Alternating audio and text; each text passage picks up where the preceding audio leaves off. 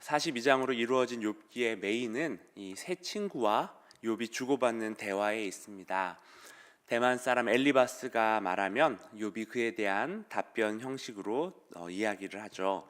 이어서 수아 사람 빌닷의 말과 욥의 대답이 나오고, 마지막으로 나아마 사람 소발의 말과 욥의 대답까지 이렇게 세 친구와 욥의 대화가 순서대로 3번 반복되는 것이 욥기의 가장 큰 부분을 차지합니다.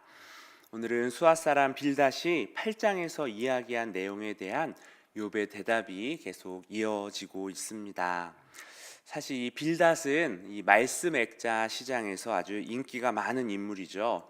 그가 말했던 8장 7절, 내 시작은 미약하였으나 내 나중은 심히 창대하리라라는 그 문구는 이 개업하는 업체마다 참 많이 걸리는 인기 있는 구절입니다.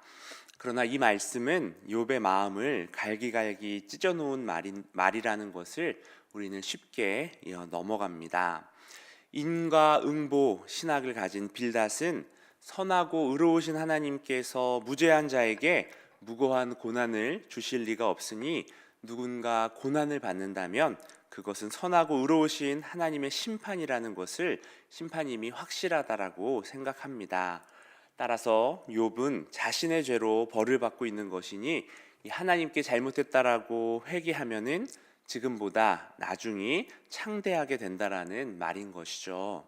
이 말을 입증하기 위하여서 빌닷은 욥의 죽은 자녀들을 끌고 들어옵니다. 8장 4절에 보면은 내 자녀들이 주께 죄를 지었으므로 주께서 그들을 그 죄에 버려두셨나니 라고 이야기합니다. 사랑으로 키웠던 10명의 자녀들, 혹시나 죄를 지었을까 자녀 한 사람 한 사람을 위하여서 번제까지 드렸던 욥이었으니 얼마나 그 자녀들이 귀하고 또한 예뻤을까요? 그런 자녀들이 한날 한시에 영문도 모른 채 집이 무너져 깔려 죽고 말았습니다. 그 처절한 고통으로 몸부림치는 욥에게 빌닷은 참으로 쉽게 말을 합니다. 내 자녀들이 죄를 지었으니까 벌을 받아 죽은 거라고요.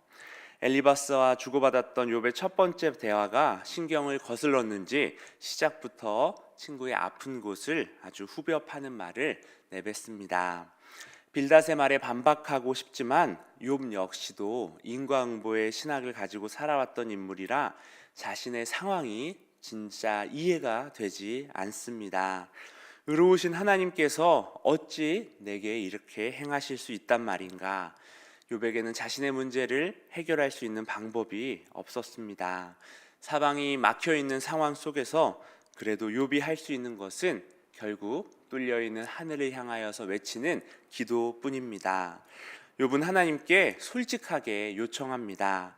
하나님이 자신에게 고난을 주신 이유가 무엇인지 말해달라고요. 욥에게 있어서 가장 큰 고통은 자신이 왜 이런 고난을 당해야 하는지 그 의미나 이유를 알 수 없었다라는 데 있었습니다. 욥과 친구들 모두 이 하나님께서 세상을 다스리는 기본 원리가 이 인과율의 원리, 신명기 28장에 나오는 선을 행하면 복을 받고 죄를 지으면 벌을 받는다라는 인과응보라고 생각했습니다. 다만 욥의 친구들은 그 원리가 잘 작동한다라고 생각한 반면 욥은 자신이 당하는 고난과 그 경험을 통하여서 하나님의 인과응보 원리가 제대로 작동하고 있지 않다라고 판단합니다. 인과응보라는 것은 마땅히 뿌린 대로 거두고 뿌린 만큼 거둬야 하는데, 자신이 당하는 이 고통을 봤을 때 자신이 그만큼의 죄를 짓지 않았으니까 당최 이해가 되지 않는 것이었죠. 우리들이야 천상회의를 통하여서 이 전지적 작가 지점으로 그 이유를 알고 있지만 욥은 그것을 전혀 모르니까 어찌 보면 당연한 일이었습니다. 이 원리가 고장이 났으니 하나님께서 다시 이 원리에 맞춰서 세상을 다스려야 한다라고 욥은 주장합니다. 고난의 원인을 자신을 통하여서는 찾을 수가 없으니 자연스럽게 하나님께 책임을 물을 수밖에 없었겠죠. 고통당하는 욥에게 하나님은 자신이 지으신 것을 손수 멸하시며 이 악인들에게 복을 주시는 분이 되어버렸습니다. 이런 하나님을 이해할 수 없기에 욥은 하나님께 처절하게 외칩니다. 사람이야 선과 악을 제대로 구분하지 못해 실수로 잘못을 범할 수 있는데 하나님은 사람이 아니신데 실수하실 수도 없고 잘못된 판단으로 선을 악으로 또 악을 선으로 하실 수가 없는 분인데 왜 악인들을 놔두시고 잊지도 않은 나의 허물과 죄를 찾으시려고 하는 겁니까? 욥은 하나님이 들으시든 듣지 않으시든 계속 이 하나님을 향하여서 말합니다. 마치 하나님께 따지는 것 같기도 하고 아픈 마음에 탄식하는 것 같기도 합니다. 그런데 중요한 점은 욥은 그 고통 중에도 하나님과의 대화를 시도하고 있다라는 점입니다.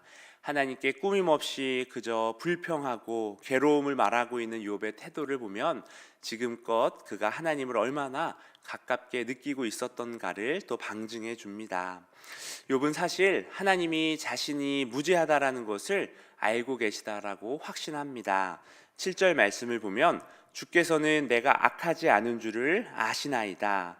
그래서 다시 한번 자신이 하나님이 직접 하나님의 손으로 수고해서 만드신 존재라는 것을 상기시키죠. 하나님은 욥의 생명을 탄생시키시고 모태에서부터 자라는 전 과정을 상세히 아시는 분이며 생명과 은혜를 주심으로써 자신을 지켜주셨던 분이라고 말이죠. 그리고는 그것을 근거로 하나님께 다시 한번 은혜를 간구합니다. 자신의 은혜가 하나님께 말미암았으니 하나님의 손으로 멸망당하지 않게 해달라고 간구하죠. 또한 하나님께 자신을 정죄하지 말아달라고 간절히 호소합니다. 하나님의 거룩하심을 기준으로 자신을 판단한다면 자신은 멸망당할 수밖에 없는 존재이기 때문에 하나님께서 죄를 간과하심으로 생명과 은혜를 베풀어 달라고 호소하고 있습니다. 욥의 이러한 호소는 사람은 자기 부정을 통하여서 하나님의 은혜의 빛으로 나아갈 수밖에 없다라는 것을 근거로 합니다. 로마서 3장 23절의 말씀을 보면 모든 사람이 죄를 범하여 하나님의 영광에 이를 자가 하나도 없다라고 단언하고 있죠. 그러므로 죄인이 하나님 앞에 설 수 있는 유일한 길은 하나님이 긍휼을 베풀어 주셔서 죄 없다라고 선언해 주시는 것밖에는 방법이 없습니다. 바로 우리 예수님께서 이를 위하여서 자기 목숨을 대속물로 드려서 모든 죄인의 죄를 대속해 주셨죠. 하나님의 공의를 만족시키기 위해서 흠없는 제물이신 예수님이 죄값을 지불해야 했기 때문입니다. 죄인을 의롭다고 선언하시기 위하여서 아들의 생명을 대신 주신 것이 바로 저와 여러분을 위한 향한 하나님의 사랑입니다. 욥은 바로 이러한 하나님의 은혜와 긍휼을 구하고 있습니다. 여러분, 욥은 자신의 고통의 이유를 다른 곳에서 찾지 않습니다. 자녀와 또 재물들을 앗아갔던 직접적 고통의 원인이라고도 할 수 있는 스바 사람과 또 천재지변 혹은 피부병 때문이라고 자신의 고통의 이유를 찾지 않고 그 너머에서 모든 것을 주관하시는 하나님께 고통의 이유를 묻습니다. 여러분, 우리는 풍요로울 때는, 문제가 없을 때에는 내 인생을 내 마음대로 살다가 아픔과 고통이 있을 때에만 하나님을 찾는 것이 바로 우리들의 모습입니다. 하지만 욥을 보면은 참으로 일관적이죠. 그는 하나님의 복으로 풍요할 때나 또 까닭없는 고통으로 힘들 때 모두 동일하게 하나님께 나아갑니다. 그런데 고생이 계속되고 인과응보라는 한 가지 신학으로만 상황을 해석하려다 보니 하나님의 의도를 점점 잘못 해석하게 됩니다. 하나님을 젊은 사자와 군대를 비유하며 자신을 적대시하고 자신을 공격하시는 분으로까지 하나님을 묘사하고 있습니다. 욥은 하나님이 이렇게 자신을 적대시하고 무리하게 공격하고 핍박하실 것이라면 왜 태어나게 하셨는지를 따져 묻습니다. 만약 내가 태어나지 않았더라면은 이러한 고통을 겪지는 않았을 것이라는 절규겠죠. 치열한 삶을 살아가고 있는 욥이기에 이러한 탄식이 우리는 이해가 됩니다. 죽음의 문턱에서 거친 숨을 몰아쉬며 욥은 하나님께 자신에게 잠시의 평안이라도 허용해 주실 것을 요청드리고 있습니다. 친구들과 다르지 않은 인과응보의 신앙만으로는 욥이 이끌어낼 수 있는 결론은 이렇게 될 수밖에 없습니다. 자신을 파괴하는 것이 하나님의 의도라는 것이죠. 욥은 자신의 이 신앙관을 수정할 생각은 감히 하지 못하고 하나님의 의도를 곡해합니다. 그런데 욥의 이런 모습은 바로 우리들에게도 발견되는 모습입니다. 여러분, 우리가 겪는 하나의 현상에는 수많은 원인과 복잡한 맥락이 있지만 우리는 그것들을 모두 사고할 수 없어서 단순 명료한 이유라도 찾고자 합니다. 우리도 인과응보의 틀로서 우리들의 삶을 바라보게 되죠. 그것만으로 바라보기에 그 과정에서 곡해가 일어납니다. 하나님의 그 의도를 온전하게 바르게 알고 순종했던 이는 예수 그리스도 뿐이셨습니다.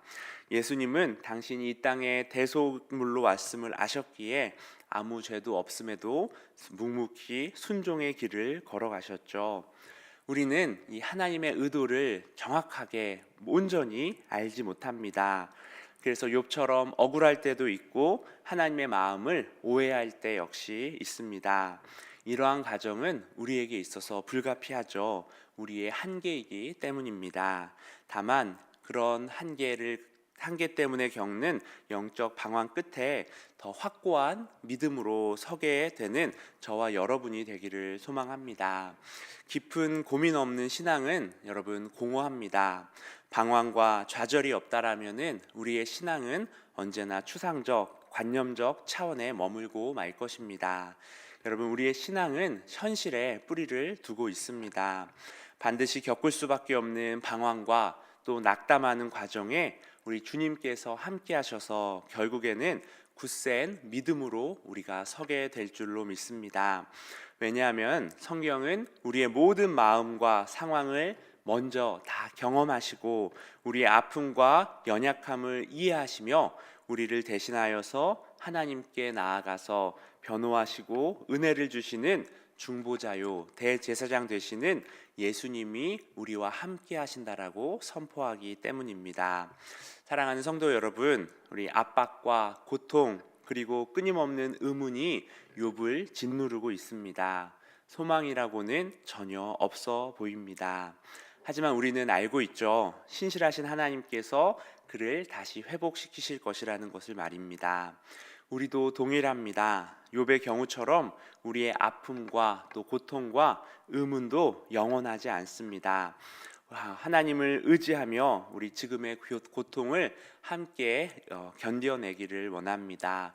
그 너머에서 신실하게 채워주실 우리 하나님을 만날 줄 믿으며 오늘 우리에게 주어진 우리의 걸음을 함께 걸어가는 다드림의 모든 성도님들 되시기를 주님의 이름으로 축원합니다. 우리 자막을 통하여서 합심 기도문을 같이 읽겠습니다.